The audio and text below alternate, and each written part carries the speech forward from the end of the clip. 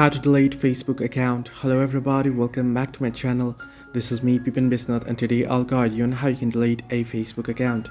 Now the process itself is actually pretty simple and pretty easy, so let me guide you through. First things first, in order to delete your Facebook account, you can simply open up Facebook and tap on the icon at the right hand side of the screen. You want to head into the menu option particularly, and once here you want to head into settings. So you can see settings and privacy. Under it, head into settings.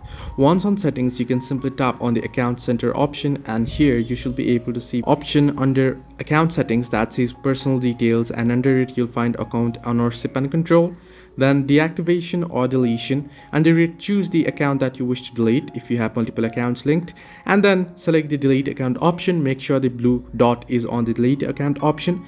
Tap on continue. It will ask you for password. Enter in your password and your account will be deleted. So this way you can delete your Facebook account. Hope this helped you. Do like and subscribe, and do not forget to leave a comment down below if you have any further issues.